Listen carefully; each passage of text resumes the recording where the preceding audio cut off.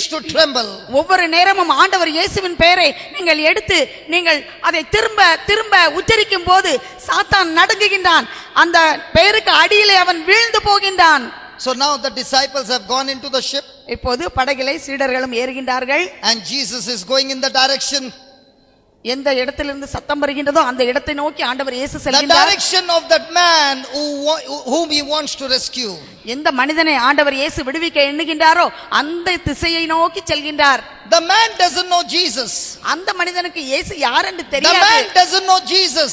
அந்த மனிதனுக்கு இயேசு யார் என்று The தெரியாது. man doesn't know Jesus. அந்த மனிதனுக்கு இயேசு யார் என்று He தெரியாது. doesn't know how to get help. அவனுக்கு தெரியாது எப்படி ஆண்டவரிடமிருந்து But உதவி பெற look at the வேண்டும். heart of Jesus. Jesus is going in search of that man. ஆனால் ஆண்டவர் இயேசுவின் உள்ளம் பரிவு உள்ளது, அன்புள்ளது.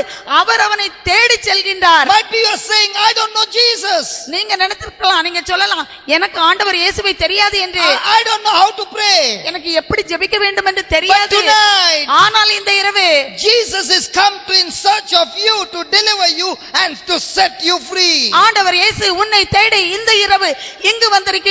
உனக்கு விடுதலை கொடுத்து உன்னை ஆசீர்வதிக்க வந்திருக்கின்றார். Come on, give him a big hand. ஆண்டவர் இயேசுவுக்கு கரங்கள் தட்டி நாம் அவரை Hallelujah. மகிமைப்படுத்துவோம். ஹalleluya, Hallelujah. ஹalleluya, Hallelujah. ஹalleluya.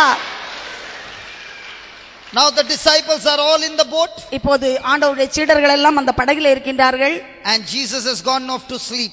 ஆண்டவர் இயேசு தூங்கி விடுகின்றார். Jesus is sleeping. ஆண்டவர் இயேசு தூங்கி கொண்டிருக்கிறார். The disciples are rowing.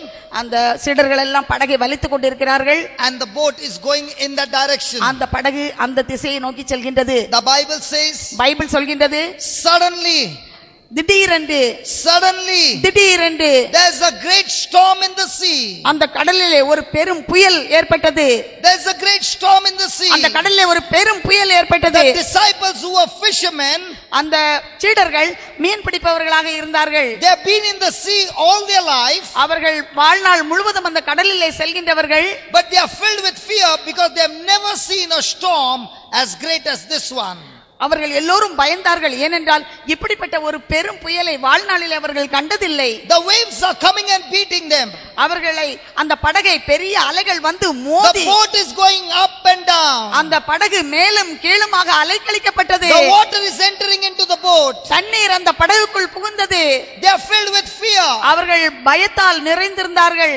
But Jesus is still sleeping. ஆனால் ஆண்டவர் இயேசு தூங்கிக் கொண்டிருந்தார். Jesus is still at rest. ஆண்டவர் இயேசு ஓய்வெடுத்துக் கொண்டிருந்தார். The disciples came அந்த சீடர்கள் ஆண்டவர் பக்கத்தில் வந்தார்கள். and woke Jesus up. ஆண்டவர் இயேசுவை எழுப்பினார்கள். They woke Jesus up. ஆண்டவர் இயேசுவை எழுப்பினார்கள். Jesus, get up.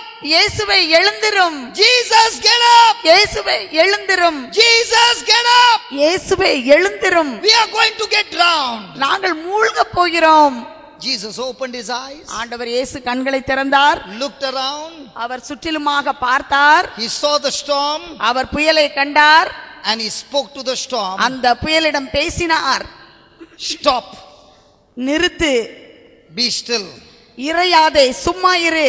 Peace. அமைதி. Be still. இறையாதே. Praise the Lord. Praise the Lord. Praise the Lord. Praise the Lord. Hallelujah. Hallelujah. Jesus looked at the storm and said, peace, be still. ஆண்டவர் இயேசு அந்த புயலை கண்டு அமைதியாயிரு, இறையாதே, சும்மா இரு என்று சொன்னார். And at once the storm stopped. உடனே அந்த காற்று அடங்கியது, கடல் அமைதியானது. Why do you think there was a storm that night? எதனால் அந்த இரவு ஒரு புயல் வந்தது என்று நினைக்கின்றீர்கள்? How come in the evening everything was calm? மாலையிலே எல்லாம் அமைதியாக இருந்தது. There was no wind. காற்று இல்லை. And all of a sudden there is a storm. திடீரென்று ஒரு புயல் வந்தது. When Jesus is moving in the direction ஆண்டவர் இயேசு அந்த திசையை நோக்கி போய் கொண்டிருந்தார். to deliver the man who had a demonic spirit, அந்த லேகியோன் பிடித்திருந்த அந்த மனிதனை விடுவிக்க அவர் அந்த திசையில் சென்றார். Satan knows that Jesus will deliver that man. சாத்தானுக்கு தெரியும் அந்த மனிதனுக்கு ஆண்டவர் விடுதலை கொடுக்க போகிறார் என்று. And that is why Satan wants to kill Jesus into the sea. அதனால் தான் சாத்தான் இயேசுவை அந்த கடலிலேயே மூழ்கடித்து சாகடிக்க விரும்பினார். But when Satan puts his attack on Jesus, ஆண்டவர் இயேசுவை தாக்குவதற்கு சாத்தான் முயன்ற போது Jesus only has to stand and say, peace, be still. ஆண்டவர் இயேசு எழுந்து இவ்வாறு சொன்னார், இறையாதே, சும்மா இரு. When Jesus opened his mouth, ஆண்டவர் இயேசு வாயை திறந்து every storm was calm. எல்லா புயலும் அவ்வாறு அடங்கியது. Satan power is put to peace and calm when Jesus opens his mouth. ஆண்டவர் இயேசு தன் வாயை திறந்த போது சாத்தானுடைய சக்தியை அடக்கி அங்கே அமைதியையும் அவர் அங்கு இறையாமல் இருக்கக்கூடிய ஒரு சூழ்நிலையை உருவாக்கினார். Satan's power is no match to Jesus' power. சாத்தானுடைய அந்த வல்லமை இயேசுனுடைய அந்த வல்லமை அளவுக்கு இருந்தது. Hallelujah. Hallelujah. Hallelujah. Hallelujah. Hallelujah. Hallelujah. All the disciples were scared. எல்லா சீடர்களும் பயந்தார்கள். But Jesus was not scared. ஆண்டவர் இயேசு பயப்படவில்லை. Why was he not scared? ஆண்டவர் இயேசு ஏன் பயப்படவில்லை? Because he was all the time having fellowship with the Father. ஏனென்றால் அவர் எப்போதும் தன் தந்தையோடு உறவாடி கொண்டிருந்தார். When you have all the time fellowship with God, நீங்கள் எப்போதும் ஆண்டவரோடு உறவு வைத்துக் கொண்டிருந்தால் you get the same power of Jesus. நீங்கள் ஆண்டவர் இயேசுவின் அதே வல்லமையை பெறுவீர்கள். You have the same power of Jesus. ஆண்டவர் இயேசுவுடைய அதே வல்லமையை நீங்கள் பெற்றுக்கொள்வீர்கள். And you can also say to the demon, stop, be at peace. நீங்களும் சாத்தானிடம் சொல்ல முடியும், நீ இறையாதே, அமைதியாயிரு என்று. Hallelujah. Hallelujah. Hallelujah. Hallelujah. The difference is, வித்தியாசம் என்னவென்றால் we are like the disciples. நாம் அந்த சீடர்களைப் போலத்தான் இருக்கின்றோம். When they saw the storm, அவர்கள் அந்த புயலை கண்டவுடன் instead of taking authority, அவர்கள் அதிலே அதிகாரத்தை பயன்படுத்துவதற்கு பதிலாக they were filled with fear. அவர்கள் பயத்தால் நிறைந்திருந்தார்கள். They were filled with worry. அவர்கள் கவலையால் நிறைந்திருந்தார்கள்.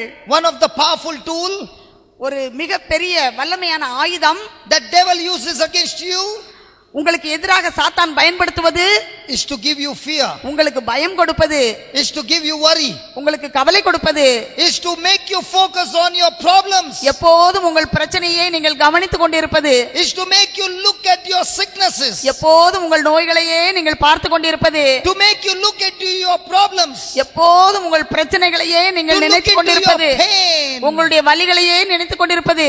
But when your eyes are fixed on God, ஆனால் உங்கள் கண்கள் ஆண்டவரை நோக்கி when your eyes இருக்குமானால், are fixed on Jesus, ஆண்டவர் இயேசுவிலே உங்கள் கண்கள் பதியுமானால், the same Holy Spirit is ready to move on your behalf. அதே பரிசுத்த ஆவியானவர் உங்கள் சார்பாக அவர் வருவதற்கு செயல்படுவதற்கு தயாராக இருக்கிறார். The same Holy Spirit is ready to move on you.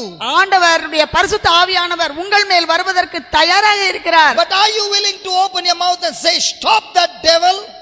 உங்கள் வாயை திறந்து அந்த சாத்தானை நிறுத்து என்று சொல்ல உங்களுக்கு தைரியம் இருக்கிறதா? Are you ready to say, peace, be still? நீங்கள் உங்கள் வாயை திறந்து அமைதி, சமாதானம் என்று சொல்ல விரும்புகின்றீர்களா?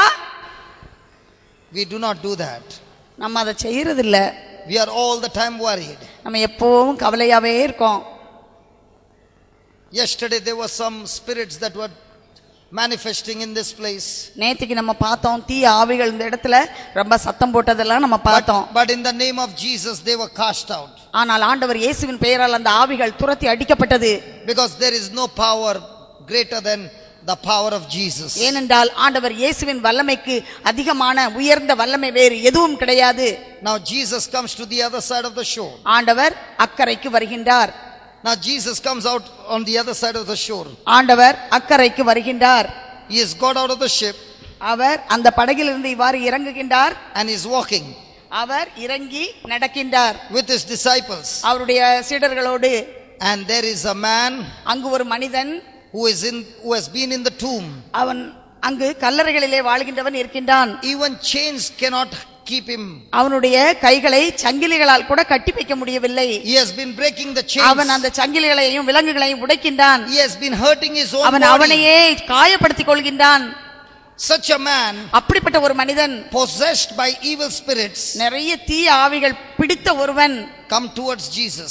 ஆண்டவர் இயேசுவை பார்த்து வருகின்றான். The moment he looks at Jesus, ஆண்டவர் இயேசுவை அவன் பார்த்த உடனே he bows down at Jesus அவன் பணிந்து வணங்குகின்றான். and begins to worship him. ஆண்டவர் இயேசுவை பணிந்து வணங்குகின்றான். Why is this man running towards Jesus? ஏன் இந்த மனிதன் ஆண்டவர் இயேசுவை நோக்கி ஓடி வருகின்றான்? This man is running towards Jesus ஏன் ஆண்டவர் இயேசுவை நோக்கி ஓடி வருகின்றான். And when he comes close to Jesus, ஆண்டவர் இயேசுவின் அருகில் வருகின்றான். he quickly bows down அவன் உடனே பணிகின்றான். and worships Jesus. ஆண்டவர் இயேசுவை ஆராதிக்கின்றான். Why? ஏன்?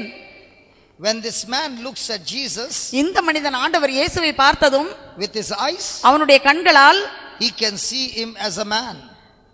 அவரை ஒரு மனிதனாக பார்க்கின்றான். But the spirits want to attack that man. அந்த மனிதனை தீய ஆவிகள் தாக்க விரும்புகின்றது. But when they come close to him, ஆனால் பக்கத்தில் வந்ததும் they are surprised. அவர்கள் ஆச்சரியப்படுகின்றார்கள். This man who looks like a man is not man. He is the fullness of God, God himself in the body of Jesus. அவர்கள் அருகிலே வந்ததும் அவர்கள் கண்டுகொண்டு இது மனிதன் அல்ல, ஆனால் கடவுளுடைய முழு வல்லமையின் பெற்ற கடவுளை போன்ற ஒருவர் என்பதை கண்டுகொள்கின்றார்கள். Hallelujah. Hallelujah. Hallelujah. Hallelujah. Hallelujah. Hallelujah. Look at that verse number 6. ஆறாவது வசனத்தை பாருங்க. அவர் தொலைவில் இருந்து இயேசுவை கண்டு ஓடி வந்து He ran ஓடி வந்து and worshipped him. அவரை பணிந்து And he cried with a loud voice. அவன் உரத்த குரலில் அவன் சத்தமிட்டு, What have you to do with us, Jesus? உமக்கு இங்கு என்ன வேலை இயேசுவே, உன்னத கடவுளின் மகனே என்று கேட்கின்றான். What do you have to do with us, Jesus, the Son of the Most High? உன்னத கடவுளின் மகனே, உமக்கு என்னோடு என்ன வேலை? Why is the demon saying that? ஏன் அந்த தீய ஆவி அவ்வாறு சொல்கின்றது? Satan is a fallen angel. சாத்தான் என்பவர் கீழே தள்ளப்பட்ட, நரகத்தில் தள்ளப்பட்ட ஒரு வானதூதர். And a judgment has been passed on him. அவர்கள் மேல் ஒரு தீர்ப்பு கடவுளால் கொடுக்கப்பட்டது. God has prepared hell for Satan and not for man. ஆண்டவர் நரகத்தை கீழ்ப்படியாத வானதூதர்களுக்காக ஏற்படுத்தினார், மனிதர்களுக்காக அல்ல.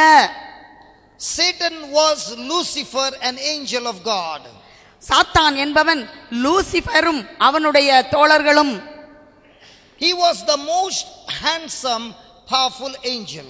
அந்த லூசிபர் மிகவும் அழகான வல்லமையான ஒரு வானதூதர். And pride came into him. அவனிடத்திலே கர்வமும் ஆணவமும் பெருமையும் வந்தது. He said to himself, அவனுக்குள்ளே சொல்லிக் கொண்டான், I will sit on the throne. நான் அந்த அரியணையிலே இருப்பேன். I will be the God. நான் தான் கடவுளாயிருப்பேன். I'll take the worship from all the other நான் angels. எல்லா வானதூதர்களிடமிருந்து வணக்கத்தை பெறுவேன். He kept on saying I. அவன் நான் என்று சொல்லிக் கொண்டிருந்தான். And he rebelled against God. அவன் கடவுளுக்கு எதிராக அவன் கீழ்ப்படிய மறுத்தான், கலகம் செய்தான். And along with him, அவனோடு சேர்ந்து 1/3 of the angels மூன்றில் ஒரு பகுதி வானதூதர்கள் rebelled against God. ஆண்டவருக்கு எதிராக கீழ்ப்படிய மறுத்தார்கள். Lucifer became Satan. அப்போது லூசிபர் என்ற வானதூதர் சாத்தானாக அவன் மாறினான். And all the other angels who rebelled against God became demons. எல்லா வானதூதர்களும் அவரோடு சேர்ந்து ஆண்டவருக்கு எதிர்ப்பு தெரிவித்தவர்கள் அவர்கள் தீய ஆவிகளானார்கள். God has given them a time span. ஆண்டவர் அவர்களுக்கு ஒரு குறிப்பிட்ட காலத்தை கொடுத்திருந்தார். And the judgment and the punishment is bound to come on them. அவர்கள் மேல் நீதி தீர்ப்பும் தண்டனையும் வரவிருந்தது. Where Satan and all the demons are going to be put in the lake of fire, where they will be burned forever and there is no escape. சாத்தானும் அவனுடைய தூதர்களும் அந்த எரிகின்ற நெருப்பு கடலிலே எரியப்படவிருந்தார்கள். அதற்கு முடிவே கிடையாது. Satan knows his future. சாத்தானுக்கு அவனுடைய எதிர்காலம் தெரியும். But before he can enter there, he wants to take more and more children of God along with him into hell. அந்த நரகத்துக்குள் அவன் செல்வதற்கு முன்னால் ஆண்டவருடைய பிள்ளைகளை அதிகமாக அவனோடு சேர்த்து கொண்டு அங்கு செல்வதற்குதான் அவனுடைய திட்டம். And that is why God sent Jesus to destroy the work of the devil. அதனால் தான் தந்தையாகிய கடவுள் ஆண்டவர் இயேசுவை இந்த உலகத்திற்கு அனுப்பி சாத்தானுடைய தந்திரங்களை எல்லாம் முறியடிப்பதற்காக அனுப்பினார். Now when they looked at Jesus, அவர்கள் ஆண்டவர் இயேசுவை பார்த்தபோது the Holy Spirit power in Jesus, ஆண்டவர் இயேசுவின் பரிசுத்த ஆவியின் வல்லமை, with their eyes they could look at him. அவருடைய கண்களால் அதை பார்க்க முடிந்தது. He is man. அவர் மனிதர். But the power of God in him, ஆனால் ஆண்டவருடைய வல்லமை அவரிடத்திலே இருந்தது. is of God. அது கடவுளுடைய வல்லமை. And that is why they are saying, அதனால் தான் சொல்கின்றார்கள், why are you tormenting us, நீர் Jesus? எங்களை ஏன் துன்புறுத்துகின்றீர் இயேசுவே என்று. Why have you come before time நீர் ஏன் குறிப்பிட்ட நேர காலத்திற்கு முன் வந்தீர்? to torment us? எங்களை வதைக்கவா வந்தீர்? We call on the name of God. நாங்கள் ஆண்டவருடைய பெயரை கூவி அழைக்கின்றோம். Please do not torment us. எங்களை வதைக்க வேண்டாம், But let us go. நாங்கள் போய் விடுகின்றோம். Can you see the power of Jesus? ஆண்டவர் இயேசுவின் வல்லமையை நீங்கள் பார்க்க முடிகின்றதா? Hello, can you see the power of Jesus? ஆண்டவர் இயேசுவின் வல்லமையை பார்க்க முடிகின்றதா? Now this is very interesting. இது ரொம்ப இன்ட்ரஸ்டிங்கா இருக்கும். When Lucifer, listen to this very நல்லா கவனிங்க. when Lucifer said, I will sit on the throne, Lucifer நான் இந்த அரியணையில் அமர்வேன் என்று சொன்னபோது pride entered into him. அவனுக்குள் பெருமை நுழைந்தது. The Bible teaches us, Bible நமக்கு கற்றுக் கொடுக்கின்றது, God created the angels. கடவுள் வானதூதரை படைத்தார் என்று. God created man. கடவுள் மனிதனை படைத்தார் என்று. But God never created the angels like him. ஆனால் கடவுள் ஒருபோதும் அவரை போல் வானதூதர்களை படைக்கவில்லை. God created only man like him. Only man like him. Only man like him. Only man like him. கடவுள் மனிதனை மட்டும் அவரை போல் படைத்தார். Why am I stressing so much? நான் எதுக்கு இவ்வளவு உங்களுக்கு விளக்கம் தரேன்? Because when God opened his mouth ஏனென்றால் கடவுள் வாயை திறந்து and believed what he said, அவர் சொன்னதை நம்பினார். the Spirit of the Lord went and brought those things into pass. ஆண்டவருடைய ஆவியானவர் செயல்பட்டு அவர் எதை சொன்னாரோ அதை செயல்பட வைத்தது, நிறைவேற்றியது. Satan thought, சாத்தான் நினைத்தான், this power to speak இந்த பேசுகின்ற வல்லமை and bring things into manifestation, கண்ணுக்கு தெரிவுகளாக கொண்டு வரக்கூடிய அந்த வல்லமை, he is also given that power. அவனுக்கும் அந்த வல்லமை கொடுக்கப்பட்டுள்ளது. And that is why he kept saying, I. அதனால் தான் அவன் சொல்லிக் கொண்டே இருந்தான், நான் என்று. But this power was not given to him.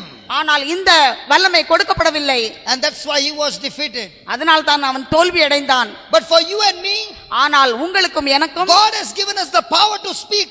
ஆண்டவர் பேசுகின்ற அந்த வல்லமையை கொடுத்திருக்கிறார். And God says, ஆண்டவர் சொல்கிறார், whatever you say, நீ எதெல்லாம் சொல்கின்றாயோ, whatever you think, நீ எதையெல்லாம் நினைக்கின்றாயோ, whatever you believe, நீ எதையெல்லாம் நம்புகின்றாயோ, those things will be